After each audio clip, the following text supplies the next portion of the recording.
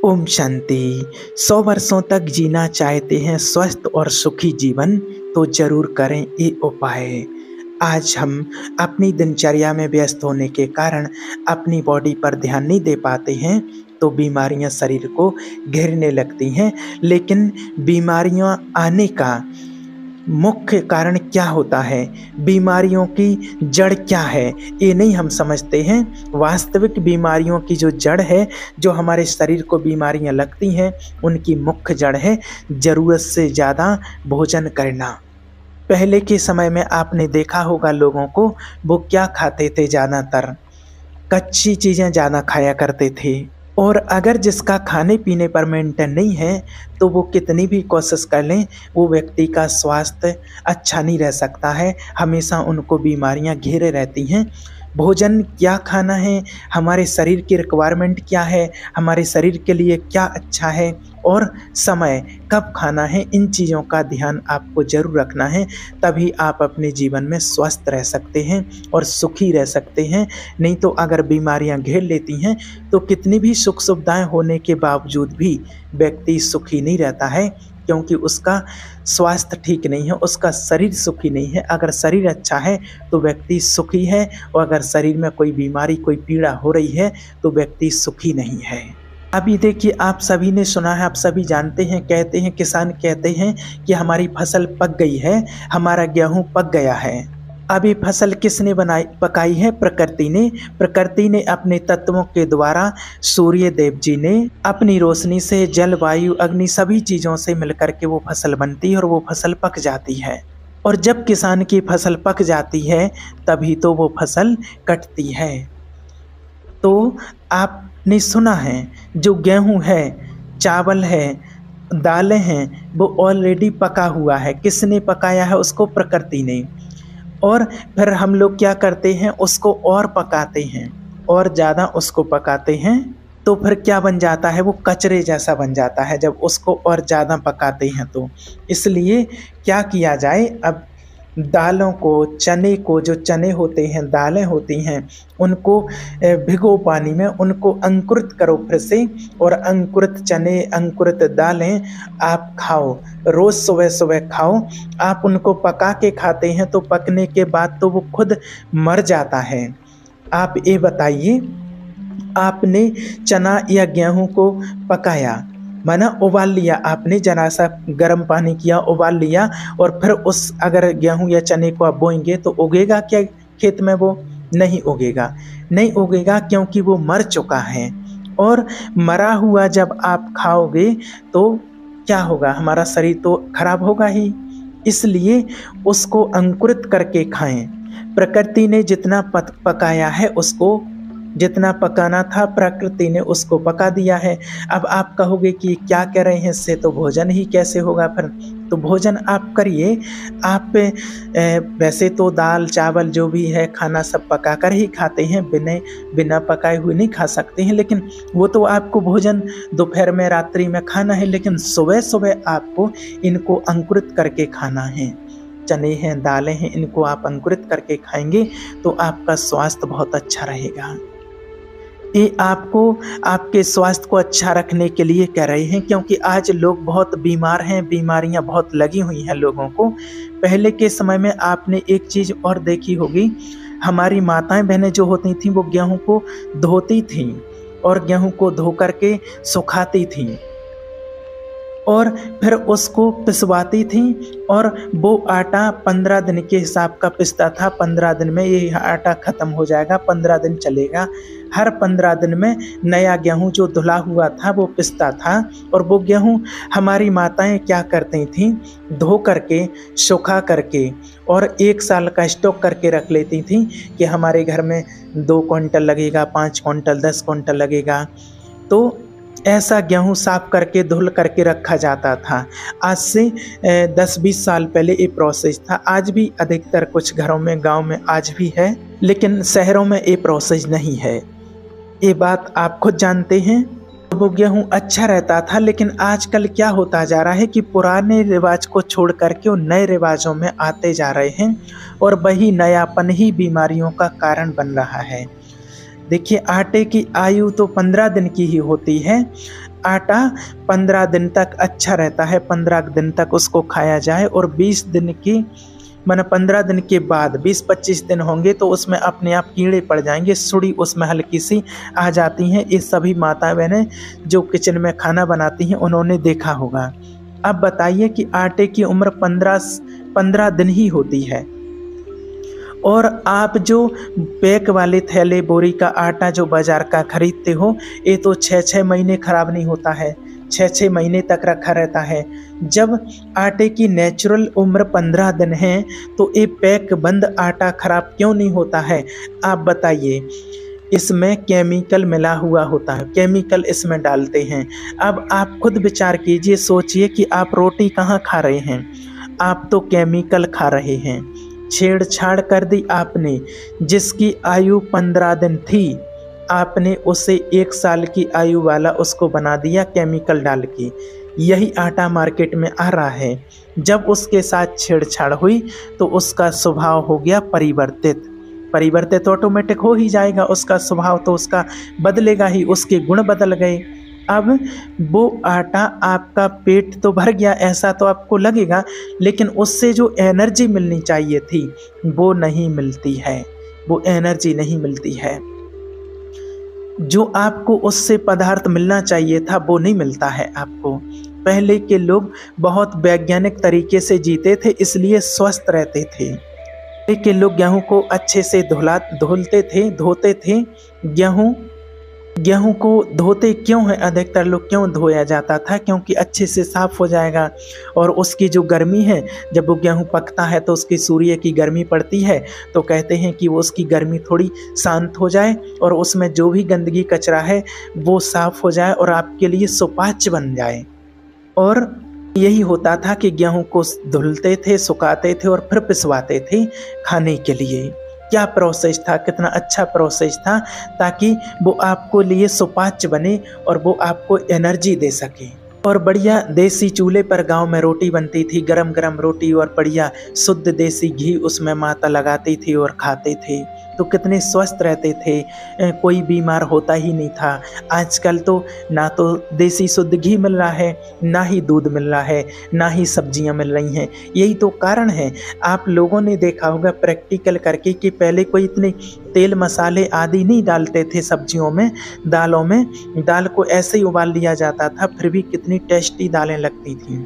कुछ नहीं डालते थे, सब्जी कितनी अच्छी लगती थी। आज इतनी सारे तेल मसाले डालने के बावजूद भी वो टेस्ट नहीं आ रहा है और उससे बीमारियां और बढ़ रही हैं। पहले कोई केमिकल, कोई दवाइयां आदि खेतों में नहीं डालते थे, कोई खाद, कोई खरपतवार नाशक दवाइयां नहीं डालते थे, यूरिया नहीं डालते थे।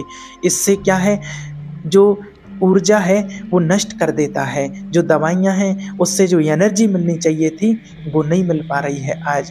तो आज हमें कुछ भी खाने के लिए शुद्ध नहीं मिल रहा है, इसलिए ही बीमारियां बढ़ रही हैं और बीमारियों का कारण यही है। आज लोग घरों में फसल उगाना, सब्जियां उगाना बंद कर दिया है। नहीं, थोड़े थोड़े अपने घरों में उगाना चाहिए तो ये बहुत अच्छा है। बिना दवाई की उगाना चाहिए जिससे हम स्वस्थ रहें। और अपने घर में एक एक गाय हो सके तो रखना चाहिए, नहीं तो आजकल क्या है, दूध भी सही नहीं मिल रहा है।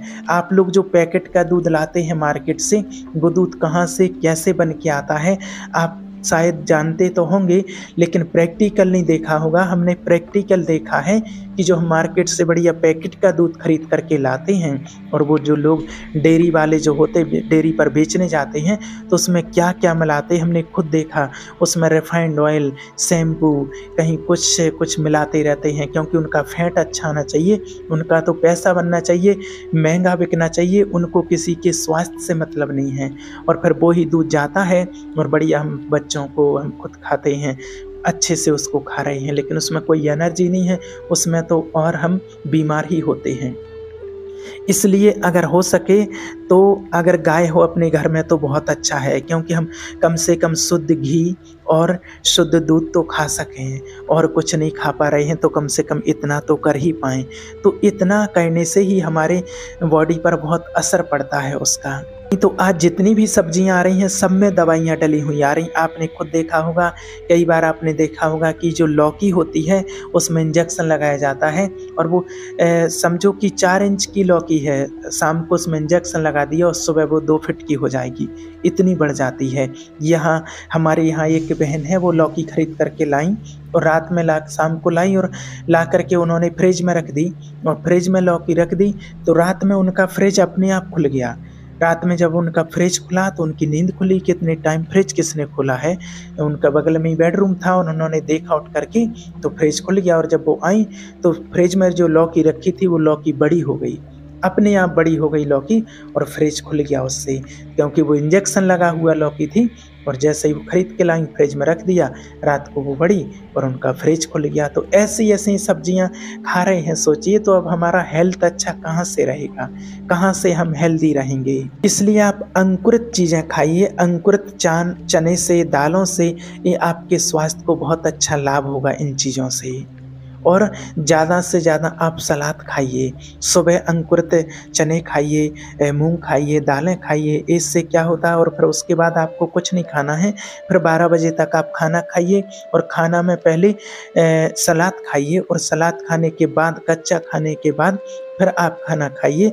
और रात को खाना समय से जल्दी खा लो, रात में लेट नहीं खाना है, समय से खाना खा लो, सूर्यास्त के पहले ही हो सके तो भोजन कर लो, और उसके बाद कुछ नहीं खाओ। रात को लेना है तो दूध आप ले सकते हैं, बाकी और ज़्यादा कोई गरिष्ठ तला हुआ भोजन रात में नहीं करना चाहिए, नहीं तो वो भी हमारे कुपच बनता है, बीमारियों का कारण बनता है। रात को हमेशा हल्का खाना लो, दलिया लो, खिचड़ी लो, या 1-2 रोटी लो हल्की। तो ये हमें कुछ नियम बनाने होंगे अपने जीवन को स्वस्थ रखने के लिए, अपने शरीर को हेल्दी रखने के लिए। पहले तो देखिए, कोई शुगर की बीमारी जानता ही नहीं था। आपने भी देखा, ब्लड प्रेशर की बीमारी कोई जानते ही नहीं था। थायराइड क्या होता है ये तो किसी को नहीं पता था। गांव में तो ये सब चीज़ें कोई जानते ही नहीं थे, गांव में तो ये।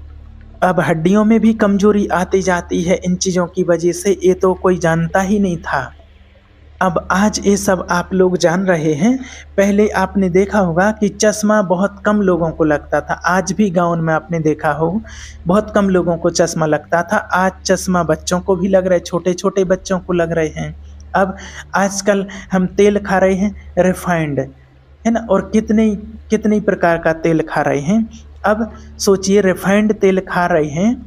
जब पहले के समय में क्या होता था, पहले जो किसान लोग होते थे तो क्या होता था, पहले जैसे तिल है, सरसों है, मूंगफली है, वो ले जाता था, बाजार में ले जाता था, और जहाँ वो मशीन लगी रहती थी तेल निकालने वाली, पहले तो कोल्हू चलता था, पहले तो बैल चलता था कोल्हू में, और बैल चलता था। अब तो ऐसी मशीनें आ गई हैं, बस उसमें आप सरसों डालेंगे, तिल, मूंगफली जो भी है वो डालेंगे, और उसमें से तेल निकलेगा।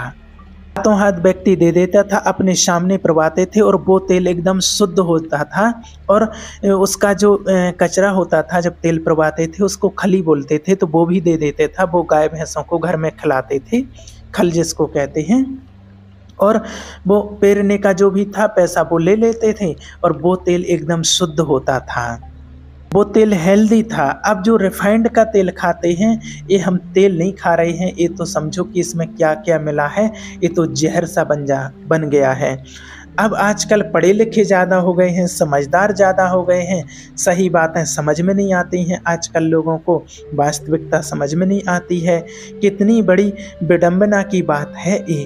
जो आपके लिए अच्छा है, आपके लिए अच्छा है, वो तो खाते नहीं हैं। केला है, फल हैं, बहुत अच्छे अच्छे फल हैं प्राकृतिक, अपने हिसाब से जैसा सीजन होता है उसी हिसाब से सीजन के फल आते हैं, तो वो फल तो ज़्यादा खाते नहीं। केला पका है, एप्पल पका हुआ है, सीताफल है, और भी कितनी तरह के कितने सारे फल हैं, आम हैं। और सलादें खाओ, ककड़ी खाओ, मूली खाओ, टमाटर खाओ, चुकंदर खाओ। आजकल देखिए, घर में टमाटर की चटनी बनाते हैं। जैसे अगर आप धनिया, हरी मिर्ची, नमक, टमाटर, सिलबट्टे वाली चटनी बनाएंगे तो वो बहुत अच्छी रहती है। आपने खुद अनुभव किया होगा, मिक्सी की भी आप चटनी बनाते हैं और सिलबट्टे की, तो दोनों चटनी में अंतर होता है क्या? अंतर होता है ना, होता है। अब क्यों अंतर होता है? उतना ही आपने टमाटर, धनिया, मिर्ची सब चीज़ें मिक्सी में डाली और उतने ही सिलबट्टे पर बाँटी। सिलबट्टे पर जो चटनी उतनी सिलबट्टे पर डाला। एक जैसे सब पदार्थ, एक जैसी चीज़ें दोनों में डली हैं। वही टमाटर उसमें, वही टमाटर, वही मिर्ची, वही धनिया, वही नमक, सब कुछ एक जैसा। फिर टेस्ट में अंतर क्यों, स्वाद में अंतर क्यों आ जाता है, क्यों हो जाता है अंतर? यही बात तो समझते नहीं हैं। जब वो मिक्सी में ग्राइंडर चलता है ना, जब चलता है तो वो गर्म हो जाता है। जब तेजी से घूमने से वो क्या हो जाता है, गर्म। और जैसे ही वो गर्म हुआ तो उसका स्वाद बदल जाता है चटनी का, उसका नेचर बदल गया। जबकि सिलबट्टे पर जो चटनी पीसते हैं उसमें कोई बदलाव नहीं होता है और वो चटनी बहुत टेस्टी लगती है। आपने तो प्रैक्टिकल अनुभव किया होगा, मिक्सी की चटनी में जो टेस्ट नहीं रहता है, जो सिलबट्टे की चटनी में रहता है। चाहे किसी की भी चटनी आप बनाओ, तो जितना आप हीट करते हैं वो उनका नेचर बदल जाता है। इसलिए आपने देखा होगा जो पक्षी होते हैं, चिड़िया होती है, वो कभी हॉस्पिटल नहीं जाती है, क्योंकि वो दाना तिनका खाती है, कच्चा खाती है। जैसा प्रकृति ने पका दिया वैसा खाती है, वो जो पका दिया उसने वो ही खाती है और कभी वो हॉस्पिटल नहीं जाती। आपने कभी हॉस्पिटल नहीं देखा और स्वस्थ रहती हैं। और हम लोग क्या करते हैं, आज दुनिया में लोग क्या कर रहे हैं, उल्टा सीधा कुछ भी, पिज्ज़ा खा रहे हैं, बर्गर खा रहे हैं, चाउमीन खा रहे हैं, अच्छे अच्छे जो फल हैं, फ्रूट्स हैं, अंकुरित अनाज हैं वो नहीं खा रहे हैं, सलाद नहीं खा रहे हैं।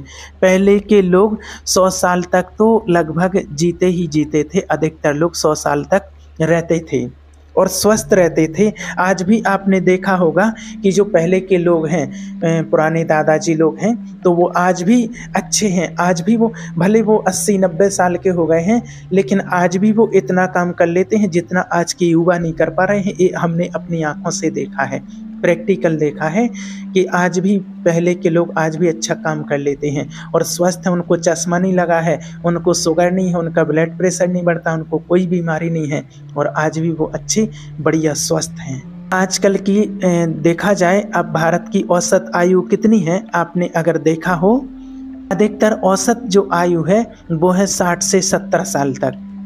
आज भारत में 60-70 साल में ही अधिकतर लोग चले जाते हैं। अधिकांश जो डेथ देखी गई हैं वो 60 से 70 के बीच में ही औसत एक आयु निकाली गई। जो 100 में से लगभग 90 लोग ऐसे हैं जो 60 से 70 के बीच में ही चले जाते हैं। आजकल की विडंबना क्या हो गई है कि व्यक्ति को शुद्ध चीज़ें नहीं मिल रही हैं, शुद्ध तेल नहीं खा पा रहे हैं, शुद्ध आटा नहीं खा पा रहे हैं, बाजार के आटे पर निर्भर हो गया है व्यक्ति का जीवन। आपकी गाड़ियां तो 1-1 करोड़ की हैं, बंगले करोड़ों के बने हैं आपके, बहुत अच्छे अच्छे, पर खाते क्या हैं आप खुद विचार कीजिए, खुद सोचिए। आप जिस घर में आप रहते हैं वो घर एकदम लग्जरी है, लेकिन ये शरीर भी आपका एक घर है, इसको भी लग्जरी और स्वस्थ होना बहुत ज़रूरी है। और आप जितना अच्छा खाओगे उतना ही अच्छा आपका ये शरीर रहेगा, इस बात का आप हमेशा ध्यान रखना। और जितना आप गलत खाओगे उतना ही जल्दी ये हमारा घर बिगड़ जाएगा, इस शरीर बिगड़ जाएगा। पहले के समय में जो माता बहनें होती थीं वो रोटी खड़े होकर के बेलती थी या बैठ कर के, आप खुद विचार कीजिए। हमेशा बैठ कर के रोटियां बनाती थीं, बैठ कर के पूरा खाना बैठ के बनाती थीं, खड़े होकर के नहीं बनाती थीं। पहले के समय में तो बहुत मेहनत करती थी माता, मैंने कुआं से पानी निकालना, 10-10 भैंसों का दूध निकालना, मट्ठा बनाना, उसमें से घी मक्खन निकालना। तो ये सब क्या होता था, एक एक्सरसाइज होती रहती थी। तो किसी प्रकार की कोई ना घुटनों की प्रॉब्लम, ना कमर की प्रॉब्लम, कोई भी बीमारियां नहीं होती थी। 10-10 लोगों का खाना बनाना, आटा चक्की से होती थी, छोटी घर में पीसना, तो ये सब करते थे। तो एक एक्सरसाइज होती थी और बहुत मेहनत करते थे और शुद्ध खाते थे, भले कम खाते थे लेकिन शुद्ध खाते थे, अपने घर का खाते थे जिसमें कोई केमिकल नहीं होता था। तो वो हमेशा स्वस्थ रहते थे, पहले के लोग ज़्यादा बीमार नहीं रहते थे। इसलिए आप इन चीज़ों पर थोड़ा ध्यान दीजिए अगर आपको अपने जीवन में स्वस्थ रहना है तो। ओम शांति।